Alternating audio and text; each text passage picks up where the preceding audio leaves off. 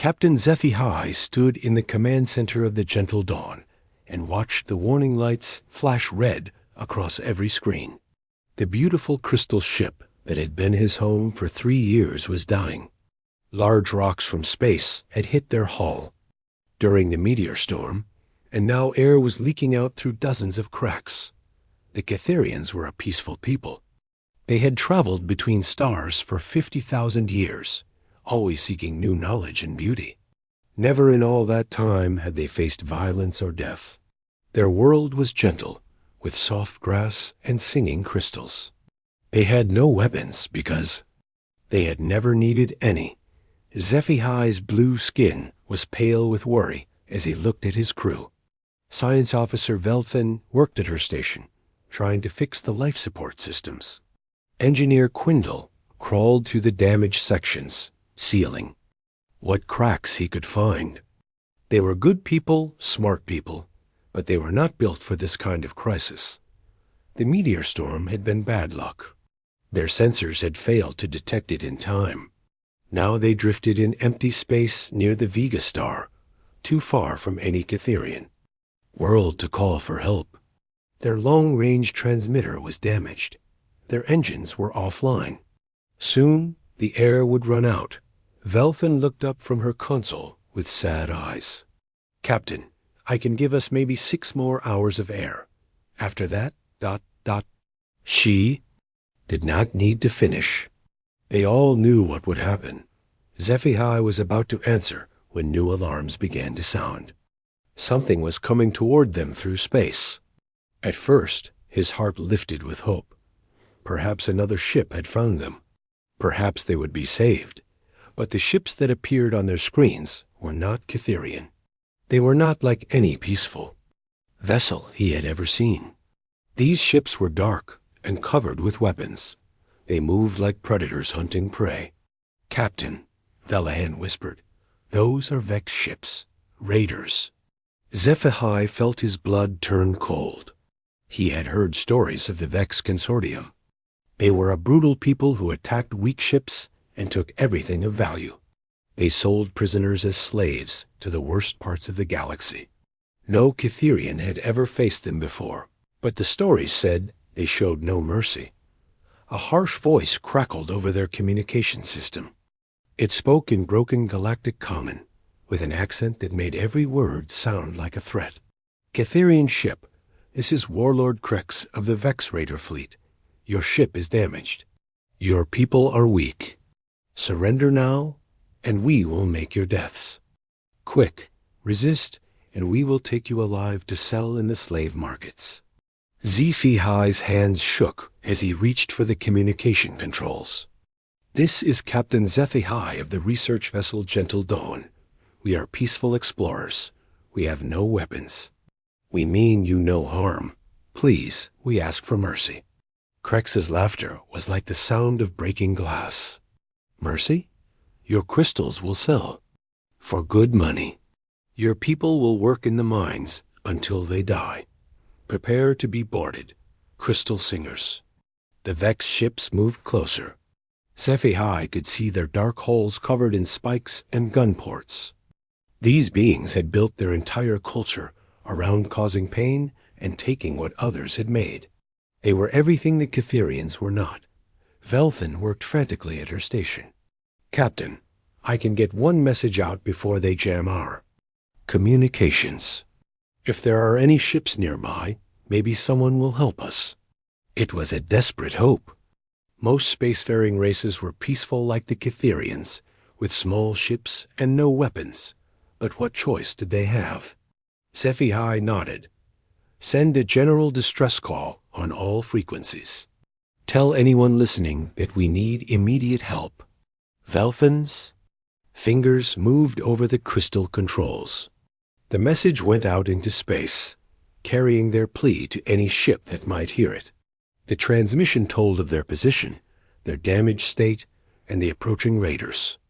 It begged for rescue from anyone who could provide it. The message traveled faster than light, racing across the galaxy to reach any vessel within range. HFY hoped that somewhere, somehow, a peaceful ship with medical supplies might hear. their call and come to help dot far away from the dying Cytherian ship. On a blue and green world called Earth, Admiral Jake Morrison sat in his office at Terra Fleet Command. The walls were covered with pictures of his family and medals from 30 years of military service. His gray hair and lined face showed the weight of command, but his eyes were still sharp and alert. Morrison had been reviewing patrol reports when the distress call came through the deep space monitors. A translation program quickly converted the alien language into English, and Morrison read the message with growing anger. Here was a peaceful species under attack by raiders. The Cytherians were asking for help from anyone who could provide it. Their ship was damaged, their people were defenseless, and brutal aliens were about to capture or kill them all. Morrison had lost his daughter, Susan, 5 years ago, when raiders attacked the mining colony where she worked. The pirates had killed everyone there, including a bright young woman who wanted to help terraform new worlds.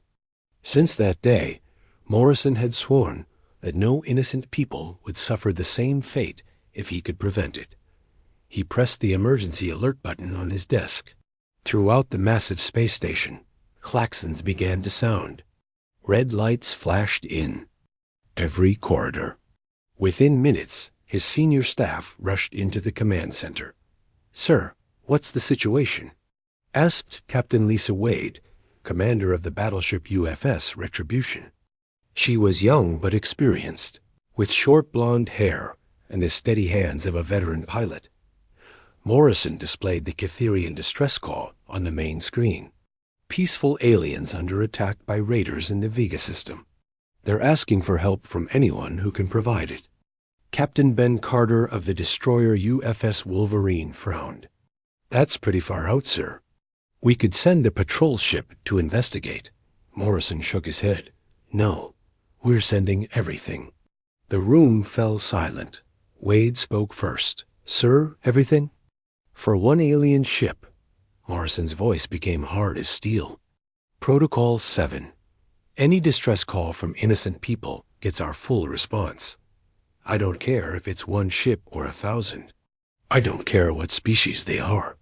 Someone called for help, and we're going to give it to them." He turned to his communications officer. "Send orders to the entire 3rd Battle Fleet. Full combat readiness." We jumped to the Vega system in 2 hours. The 3rd Battle Fleet was humanity's premier fighting force. 200 ships of various sizes, from massive battleships to fast destroyers. Thousands of highly trained crew members. Enough firepower to level a planet. All of this, rushing to save one damaged alien ship that most humans had never heard of. Within an hour, the human fleet was assembled in Earth orbit. The ships hung in space like sleeping giants, their hulls dark with armor plating and weapon systems. Each vessel carried the flag of the United Earth Federation and the promise that no innocent being would face evil alone. Morrison stood on the bridge of his flagship, the UFS Constitution, and gave the order to jump. Reality twisted around the fleet as they entered hyperspace, racing toward a distant star where gentle aliens waited for a miracle. They had asked for help. They were about to get humanity's entire battle fleet instead. Captain HFY sat quietly in his damaged command center and tried to stay calm. The Vex ships circled the gentle dawn like hungry predators, but they had not attacked yet. Warlord Crux seemed to enjoy making his victims wait and suffer before striking. Velthin worked at her station, trying to keep their failing systems running a little longer. "Captain, I'm picking up some kind of response to our distress call. Something is coming." HFY felt a small spark of hope. Perhaps another research vessel had heard their plea. Maybe a medical ship with doctors who could help them. The Cytherians had always been lucky that way. Whenever one of their people was in trouble, other peaceful beings usually came to help. He imagined a small, friendly ship appearing nearby. Its captain would probably be some gentle scientist who would offer to take them aboard their vessel. They might have to leave the gentle dawn behind, but at least they would live. The Catherian people could build new ships, but they could not replace lost lives. What kind of ship is it? SciFi asked. Velfin looked confused as she studied her readings. I'm not sure, Captain. The energy signature is very large. Much larger than any ship I've seen before. On the Vex command ship, Warlord Krex was getting impatient. He was a massive reptilian creature with scales like black armor and teeth designed for tearing flesh. His people came from a harsh world where only the strongest survived. Violence was not just natural to them, it was necessary. Krex had been raiding for 20 years. He had attacked dozens of different species and captured thousands of slaves. Most aliens were weak and peaceful. They built beautiful things, but had no idea how to fight. This made them perfect prey for the Vex. The Catherians were especially valuable. Their crystal technology was worth a fortune on the black market. Their gentle nature made them excellent servants for rich crime bosses who wanted slaves that would never rebel. Best of all, they were completely helpless. Sub-Commander. Vex, prepare boarding parties, Krex ordered. I want their crystal singers taken alive. Kill anyone who resists, but try to keep most of them breathing. Dead slaves bring lower prices. Vex nodded and began organizing the raiding teams. 30 ships filled with brutal warriors, all eager to take whatever they wanted from the defenseless research vessel. It would be easy work. That was when space began to twist and bend near the Vega star. The first sign was a ripple in reality itself, like looking at the bottom of a clear pond. When someone drops a stone into the water, then the stars seemed to stretch and blur as something massive forced its way through the fabric of space and time. What emerged from hyperspace was not one ship. It was not 10 ships. It was 200 vessels of war, appearing in perfect formation. Like they had practiced this maneuver 1,000 times. The lead ships were enormous, larger than anything the Vex had ever seen. Their hulls were covered in armor plating and weapon systems that looked designed to crack planets in half. Behind them came smaller vessels, but even these were bristling with enough firepower to level cities. On the gentle dawn, SciFi stared at the display screen in complete shock. His people had no words for what they were seeing. The Catherians had never built warships because they had never needed to fight anyone. The concept of organized violence on this scale was beyond their understanding. Captain, Velfin whispered. What are they? Before SciFi could answer, a new voice came over their communication system. It was deep and calm, speaking Galactic Common with an accent they had never heard before. Catherian vessel Gentle Dawn. This is Commander Ben Carter of the United Earth Federation destroyer UFS Wolverine. We received your distress call. Please respond and report your condition. The voice was gentle when speaking to them, like a parent talking to a frightened child. But there was something underneath it, something that suggested these beings were very dangerous to their enemies. SciFi found his voice. This is Captain SciFi. We are badly damaged and under attack by Vex raiders. Our life support is failing. We have no weapons and cannot defend ourselves. Understood, Gentle Dawn. Stand by while we address the hostile vessels in your area. The human voice changed completely when Commander Carter addressed the Vex ships. All the warmth disappeared, replaced by something cold as empty space. Vex raiders, this is the UFS Wolverine. You are threatening a vessel under the protection of the United Earth Federation. You have one opportunity to withdraw immediately and leave this system. If you do not comply, we will consider you hostile and respond accordingly. On the Vex command ship, Warlord Krex stared at the human fleet in disbelief. He had never seen ships like these before. They moved with military precision that spoke of endless training and iron discipline. Their weapons were larger than most vessels he had encountered, but Krex had not survived 20 years of raiding by backing down from challenges. He had 30 ships under his command. These humans might look dangerous, but they were still just aliens who had made the mistake of interfering with Vex business. "Human commander," Krex snarled into his communicator, "you face the might of the Vex Consortium. We claim this salvage by right of discovery. Withdraw now, or we will add your ships to our prizes." Commander Carter's response was immediate and final. "Negative. You threatened innocent beings who called for help. That makes you our enemies. Last warning, withdraw or be destroyed." Krex laughed, the sound echoing through his ship. "You think your pretty fleet scares us? We are Vex. We take what we want from weaklings like you." He turned to his weapons officer. "Target their lead ship. Fire everything we have. Show these humans what happens when they challenge the Vex Consortium." The Vex opened fire with their most powerful weapons.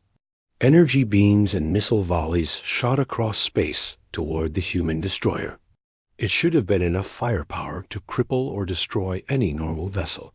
Commander Carter watched the incoming attack on his tactical display and shook his head sadly. "They never listen," he said to his crew. "All ships, you are cleared to engage. Hostile targets only. Try to leave one or two alive for questioning. Lieutenant Sam Rodriguez, the Wolverines." Tactical officer had been waiting for this moment. His fingers moved across the weapons controls with practiced ease. "Firing solutions locked on all enemy vessels, sir. Fire." What happened next would be talked about in every corner of the galaxy for years to come. The human response was not the chaotic violence that most species used in combat. It was coordinated destruction on a level that defied belief. Every human ship fired at exactly the same moment. The targeting was so precise that each Vex vessel was hit by exactly the amount of force needed to destroy it completely. Not too little, not too much. Perfect. Calculated annihilation. Half of the Vex fleet simply vanished in balls of fire and twisted metal. The other half found their ships crippled but intact, exactly as the humans had planned. On the gentle dawn, SciFi watched the battle in stunned silence. The Cytherians had no frame of reference for what they were seeing. These humans had turned warfare into a precise science. They destroyed their enemies not in rage or hatred, but with the same calm efficiency they might use to solve a mathematics problem. "Captain," Velfin said in a shaking voice, "what kind of beings are they?" Before SciFi could answer, Commander Carter's voice came over the communications again. When he spoke to the Cytherians, his tone was once again gentle and caring. "Gentle Dawn, the immediate threat has been neutralized. We're sending medical teams to assist with your damage. Please prepare to receive boarders. We're here to help." "When?" He addressed the surviving Vex ships. The warmth disappeared completely. "Remaining Vex vessels, you will power down all weapons and prepare to be boarded. Any further hostile action will result in your immediate destruction. You brought this on yourselves." Warlord Krex sat in his command chair, surrounded by smoke and sparking electronics. Half his fleet was gone. His ship was crippled. And the humans had done it all in less than 30 seconds. "What are you?" he whispered into the communicator. Commander Carter's answer would become legend throughout known space. "We're humans. We're from a world called Earth, and we don't let anyone hurt our friends." The space around the Gentle Dawn looked like a graveyard. Pieces of destroyed Vex ships drifted in the darkness, glowing hot from the weapons that had torn them apart. The remaining raider vessels hung motionless, their engines dead and weapons offline. Captain SciFi could not believe what he had just witnessed. In 30 seconds, the humans had destroyed half of the most feared raider fleet in this part of the galaxy. The Vex had been terrorizing peaceful species for decades, and these strange beings from Earth had stopped them as easily as swatting insects. "Captain," Velfin said quietly, I'm reading massive energy signatures from the human ships. Their weapons are still charged and ready to fire. SciFi nodded. The humans were not taking any chances. Even though the immediate threat was over, they remained prepared for more violence. It was a level of military readiness that the peaceful Cytherians had never imagined possible. On the human destroyer UFS Wolverine, Commander Ben Carter stood on the bridge and watched his crew work with smooth efficiency. Every person knew their job perfectly. They moved like parts of a well-built machine, each action supporting the others. Lieutenant Sam Rodriguez looked up from his tactical station. "Sir, all hostile vessels are disabled. No immediate threats detected." Carter nodded. "Good work, Rodriguez. Maintain targeting locks on the survivors. If any of them so much as flickers a weapon system, turn them into scrap metal." "Aye, sir." Carter turned to his communications officer. "Open a channel to the Cytherian ship." The officer's hands moved over the controls. "Channel open, sir." Carter's voice became warm and gentle again, like he was talking to frightened children, instead of alien beings. "Gentle Dawn, this is Commander Carter. We're going to send some people over to help fix your ship. Don't worry about the weapons and armor they're wearing. We always travel ready for trouble, but they're really doctors and engineers. They're good people who want to help you." Captain SciFi found his voice. "Commander Carter, we don't know how to thank you. Our people have never seen anything like what you just did." "You don't need to thank us," Carter replied. "Someone was in trouble and called for help. That's all we needed to know."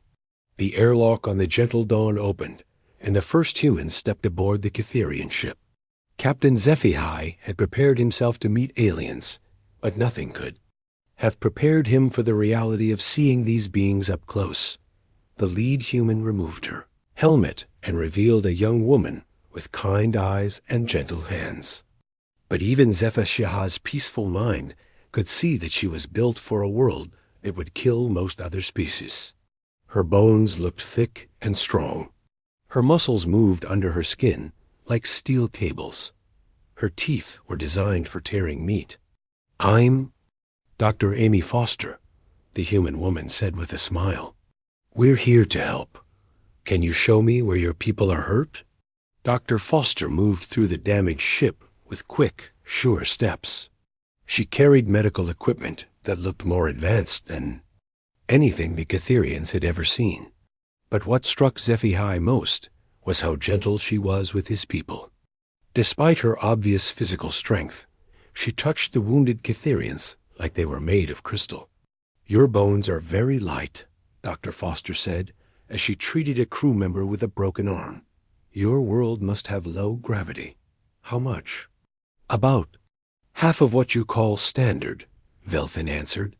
"What is the gravity on your world?" Dr. Foster paused in her work. "Earth gravity is considered heavy by most species. Our world is what other aliens call a death world." The word sent a chill through every Cytherian on the ship. They had heard of death worlds in their ancient records. Planets so dangerous that only the strongest, most adaptable species could survive there. Most beings who tried to visit such places died within hours. A death world? SciFi asked quietly. Dr. Foster nodded as she continued working. Crushing gravity, violent weather, dangerous predators, toxic plants, natural disasters that happen all the time. Most aliens can't survive on Earth without special protection. She finished setting the broken arm and looked at SciFi with those kind, terrifying eyes. "But it made us very good at protecting people. When someone is in danger, humans don't ask questions first. We act." While Dr. Foster worked on the wounded, human engineers moved through the ship, fixing the damaged systems. They worked with tools that seemed to repair crystal technology as easily as metal. Within an hour, the Gentle Dawn's life support was running normally again. Engineer Jack Murphy was sealing a crack in the hull when Velthin approached him. "How do you know how to fix our crystal systems?" she asked. Our technology is very different from what most species use. Jack paused and looked at the delicate crystal matrix he was working on.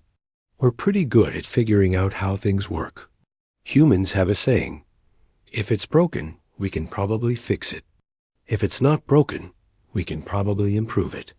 He continued his work, his thick fingers moving with surprising delicacy among the fragile crystals.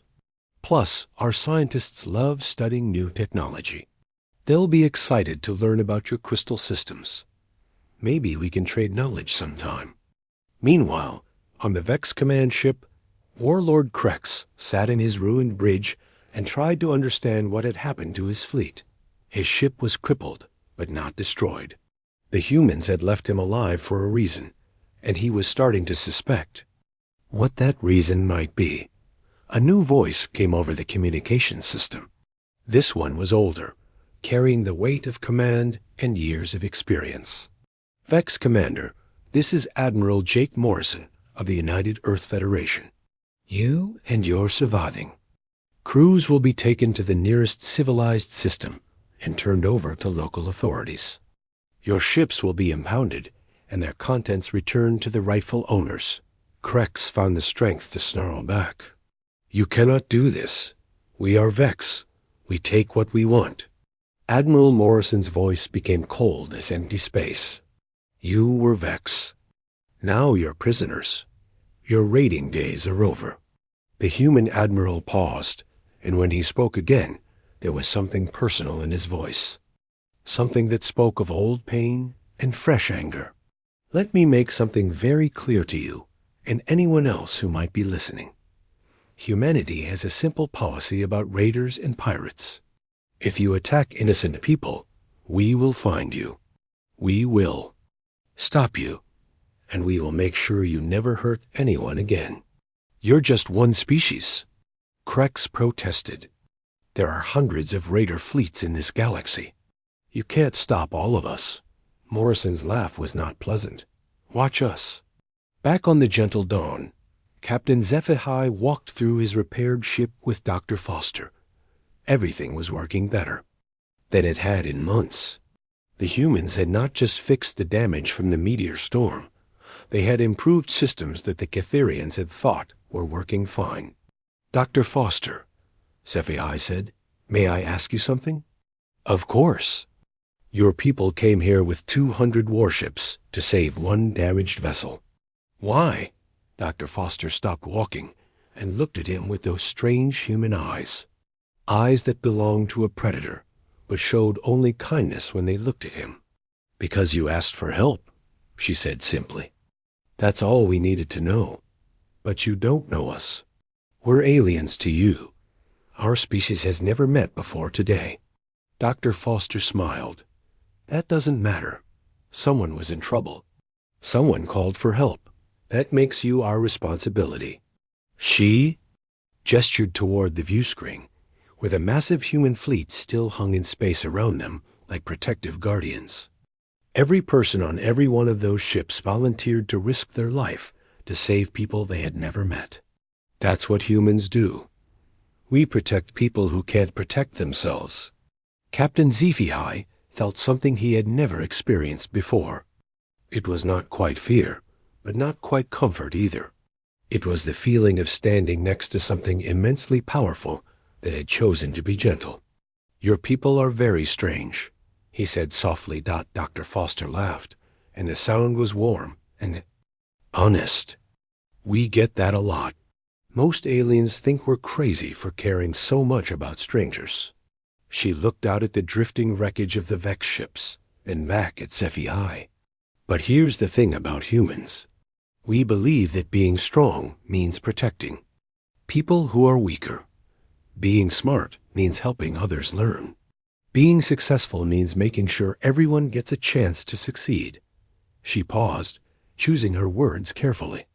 We come from a death world.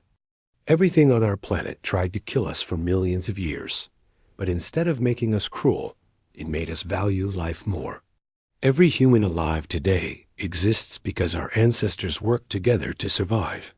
Captain HFY began to understand. These humans were not just warriors. They were guardians. Their strength came not from a desire to conquer, but from a need to protect, and they had just declared the Cytherians to be under their protection. 3 days after the battle, the human fleet still remained near the gentle dawn. Admiral Morrison had moved his flagship closer to the Cytherian research vessel, and now the two ships floated side by side in the empty space of the Vega system. Captain, HFY stood in the docking bay of the UFS Constitution, looking around in wonder. The human ship was enormous, larger than some Cytherian cities. But what amazed him most was not the size, but the people. Everywhere he looked, humans moved with purpose and confidence. They were all different heights and colors, but they worked together like parts of a living machine. And every single one of them had the same look in their eyes, the look of predators who had chosen to protect instead of hunt. Captain HFY, Admiral Morrison said as he approached. The human leader was older, with gray hair and lines on his face that spoke of years carrying heavy responsibilities. Welcome aboard the Constitution. I hope our ship doesn't make you uncomfortable. HFY looked around at the corridors, lined with weapons and armor. Everything about the ship was designed for war, from the thick walls to the emergency systems. Yet the humans who lived here seemed relaxed and friendly. It is very different from our ships, HFY admitted. We have never needed to build vessels for fighting. Admiral Morrison nodded. You're lucky. Your people never had to learn these things because your world was kind to you. Earth was not so gentle. They walked through the ship together, passing training rooms where humans practiced combat techniques, medical bays filled with equipment for treating battle wounds, and command centers where officers planned for threats that might never come. May I ask about your world? HFY said. Dr. Foster mentioned it was a death world. Morrison's eyes grew distant. Earth is beautiful, but deadly. We have storms that can level cities, earthquakes that split the ground open, animals that hunt. Use for food. The weather can change from freezing cold to burning hot in the same day. Most of our planet is covered with water that can drown you, and much of the rest is desert that can kill you with thirst. Yet you survived, HFY said. We didn't just survive, Morrison replied. We learned to work together. Early humans discovered that one person alone would die, but a group of people looking out for each other could live through anything. They entered a large room where hundreds of humans sat eating together. The mess hall was loud with conversation and laughter. But HFY noticed something interesting. At every table, the humans were sharing their food, making sure everyone had enough. Is this normal?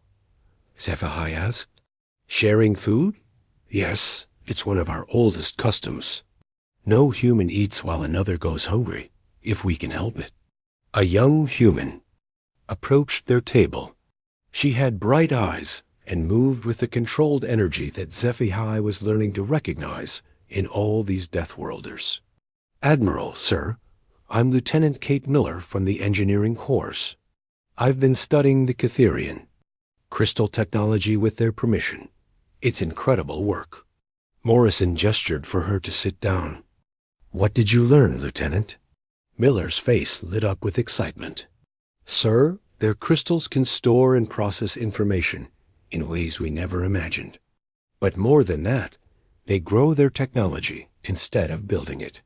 The crystals are alive, in a way that our computers aren't. She turned to HFY. Captain, your people have achieved something remarkable. Your technology works in harmony with natural processes instead of fighting against them. HFY felt a warmth of pride. We have always believed that the best tools work with nature, not against it. That's beautiful, Miller said, and smart. Our technology is powerful, but it's also harsh. We build things to survive in hostile conditions, because that's what Earth taught us to do. Admiral Morrison leaned forward. Lieutenant, do you think there are ways our technologies could work together?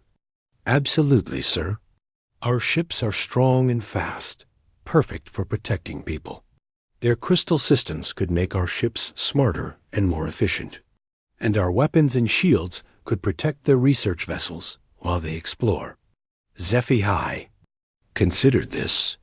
You would share your military technology with us? Morrison nodded. If you wanted. But more importantly, we want to learn from you. Your people have achieved peace for 50,000 years. That's something humanity is still working toward. They were interrupted by an announcement over the ship's communication system. Admiral Morrison to the bridge. Priority message from Earth. Morrison stood up. Would you like to see our command center, Captain?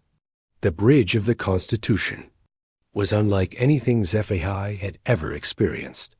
Dozens of humans worked at stations monitoring everything from nearby star systems to the movement of individual ships light years away. Screens showed tactical information, communication channels, and sensor readings from across the galaxy. Admiral, called Captain Lisa Wade from her position at the center of the bridge. We're receiving a transmission from the Galactic Council. They want to speak with you about the Vex incident. Morrison took his position in the command chair. On screen, the main view screen showed 3 alien beings from different species. HFY recognized them as representatives from the Council, the loose government that tried to keep peace between the various civilized races. Admiral Morrison, said the lead counselor, a tall being with blue skin and large eyes. We have received reports of a large human military action in the Vega system. Can you explain this deployment? Morrison's voice was calm and professional. We responded to a distress call from a peaceful research vessel under attack by raiders. The situation has been resolved. With 200 warships? Another counselor asked. This seems like excessive force for a rescue mission. With respect, counselor, it was exactly the right amount of force. The raiders have been stopped, the innocent people are safe, and we made it clear that attacking peaceful beings will not be tolerated. The lead counselor leaned forward. Admiral, the Council appreciates your actions in protecting the Catherians. However, we must discuss humanity's role in galactic affairs. Your species has demonstrated military capabilities that far exceed what we previously understood. Morrison exchanged glances with Captain Wade. What exactly are you asking, Counselor? The Council would like to invite Earth to join as a permanent member with full voting rights. However, we would also like to discuss the possibility of humanity taking a more active role in galactic security. You want us to be the galaxy's police force, Wade said bluntly. The counselor looked uncomfortable. We prefer to think of it as a peacekeeping role. Many species have reported problems with raiders and pirates. Your response to the Vex attack has already caused several criminal organizations to withdraw from areas where peaceful species live. HFY stepped forward. Counselors, if I may speak. The lead counselor nodded. Of course, Captain HFY. You have first-hand experience with human capabilities. The humans saved my ship and my crew when no one else could help us. But more than that, they treated us with kindness and respect. They shared their medical knowledge, helped repair our ship, and asked for nothing in return except the chance to learn about our culture. HFY looked at Admiral Morrison, then back at the Council. The humans do not seek to conquer or control. They seek to protect and help. If they are willing to take on the burden of keeping peace in our galaxy, then I believe we should be grateful. The counselor was quiet for a moment. Admiral Morrison, what is humanity's position on this proposal? Morrison stood up slowly. Counselors, humans have a saying, with great power comes great responsibility. We never asked to be the strongest species in this part of the galaxy. But if we are, then we have a duty to use that strength to protect people who cannot protect themselves. He paused, looking at each counselor in turn. Earth accepts membership in the Galactic Council. And if the peaceful species of this galaxy want our protection, then they have it. But understand this. We will protect everyone, not just Council. Members, we will stop raiders wherever we find them. And we will not ask permission first when innocent lives are at stake. The lead counselor smiled. Admiral, I believe that is exactly what we were hoping you would say. After the transmission ended, SciFi remained on the bridge, watching the humans work. Lieutenant Rodriguez was studying star charts, marking the locations of known raider bases. Captain Wade was reviewing patrol schedules that would place human ships near vulnerable trade routes. Dr. Foster was in the medical bay, working with Catherian scientists to develop treatments that would work for both species. Captain SciFi, Admiral Morrison said quietly, "What do you think your people will say about all this?" SciFi considered the question carefully. "I think they will be grateful, and I think they will want to help however they can. Even though we're predators from a death world?" SciFi looked at the humans around him, these strange beings who had traveled across the galaxy to save people they had never met. "Admiral, I have learned something important in the past few days. It does not matter where you come from or what kind of world made you. What matters is what you choose to do with your strength." He gestured toward the view screen, where the stars waited in the darkness. "You have chosen to protect instead of conquer, to help instead of hurt, to share instead of take. That makes you the best possible guardians for all of us." Admiral Morrison smiled. 6 months after the Vega incident, the galaxy was a very different place. Word of the human response had spread to every inhabited system, carried by traders, diplomats, and survivors of raider attacks who had been rescued by Earth's growing fleet patrols.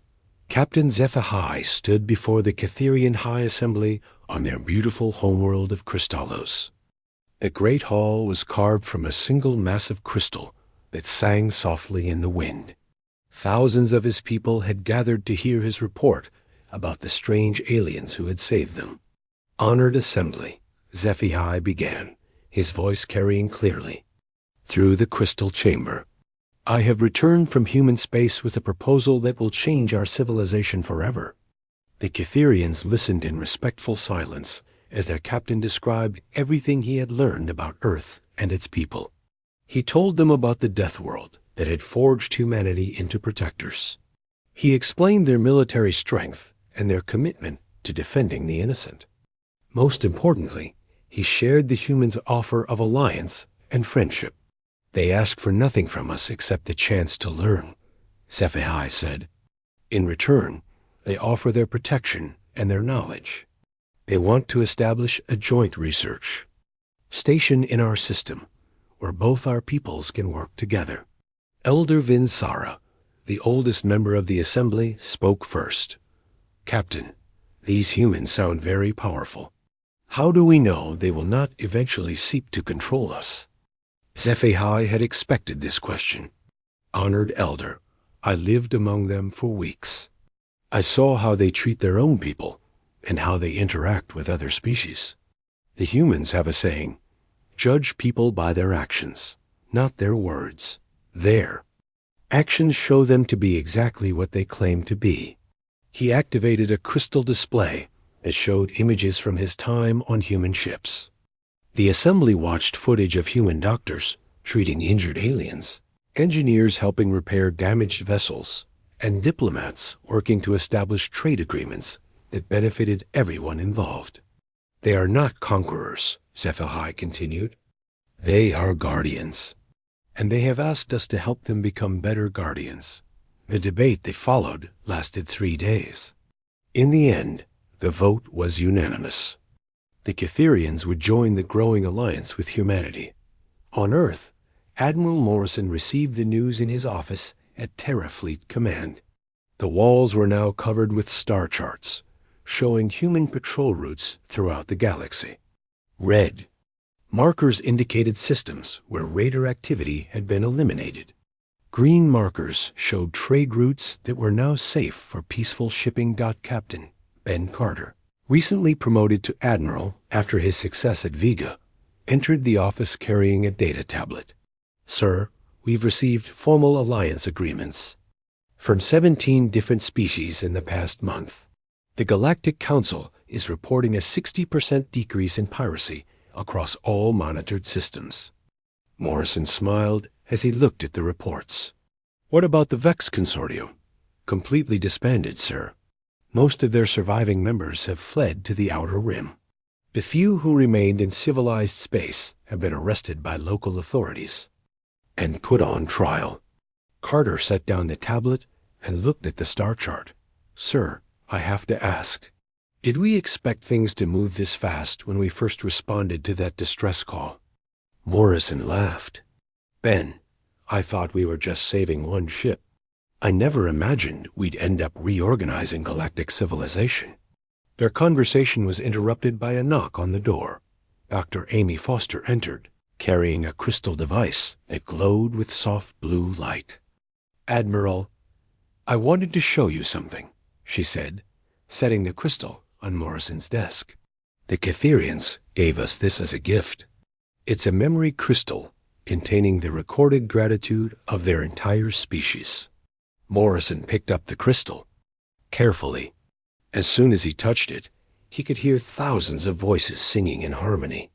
The song was beautiful beyond description, but what moved him most was the emotion behind it. Pure gratitude, relief, and hope for the future. They want to give one of these to every human who participated in the rescue, Dr. Foster said. But Captain HFY asked me to tell you something specific. What's that? He said to remind you that this is what we're fighting for. Not territory, or resources or power. We're fighting for the right of all peaceful beings to live without fear. Morrison set the crystal down gently. Doctor, how are the joint research projects going? Dr. Foster's face lit up with excitement. Beyond our wildest expectations, sir. The Catherian crystal technology is revolutionizing our computer systems. And our medical knowledge is helping them develop treatments for diseases they've struggled with for centuries. More importantly, she continued, we're learning from each other about different ways to live. The Catherians have achieved something we're still working toward, a completely peaceful civilization.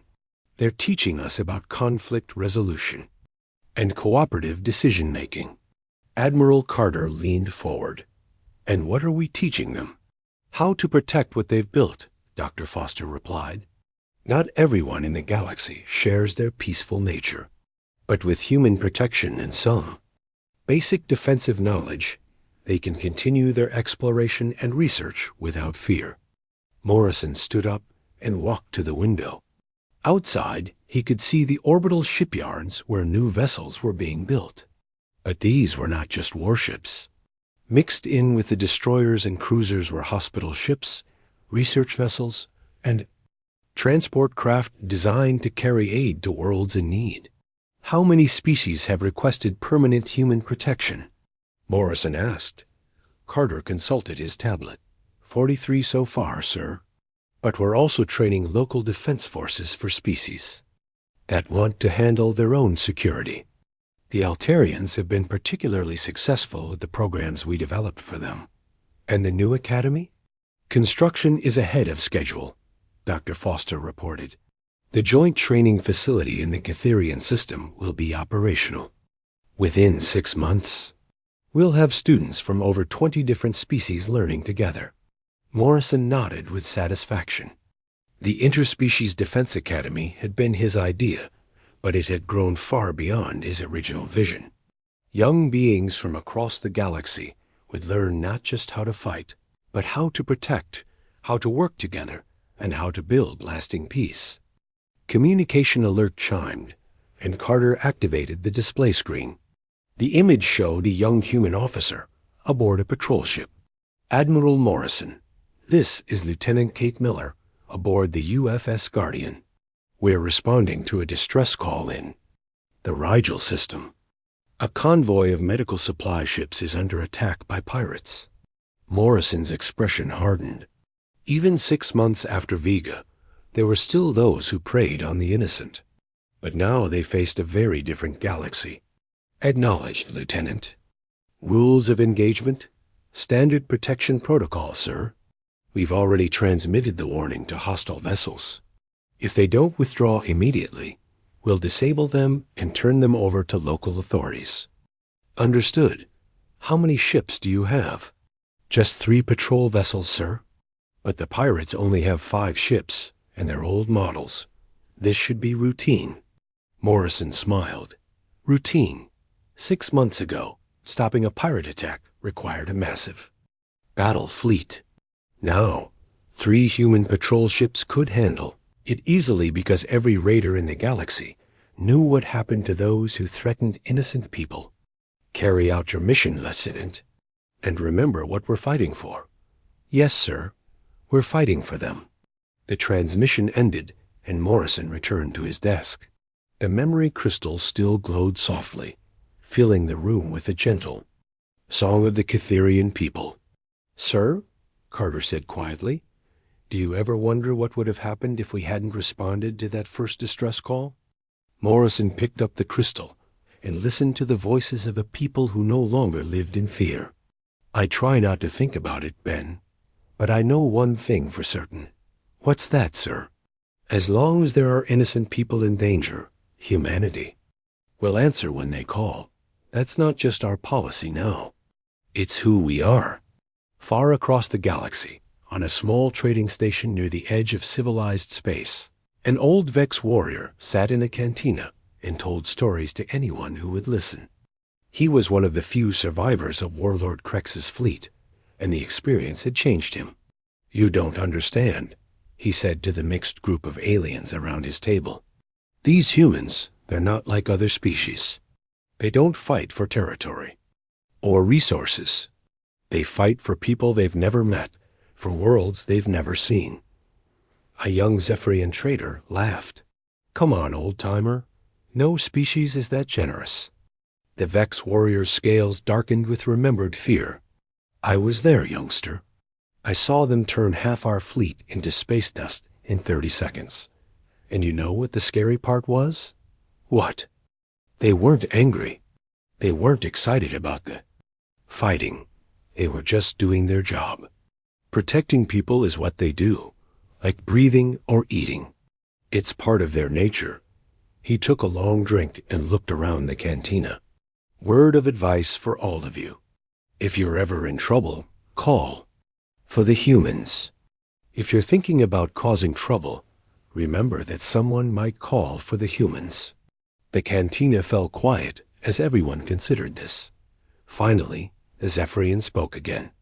And if the humans call for help, the old Vex warrior laughed, but there was no humor in it. Then whatever they're facing is probably going to end the galaxy. Because nothing scares humans except the thought of failing to protect someone who needs them. Back on Earth, in a small house outside,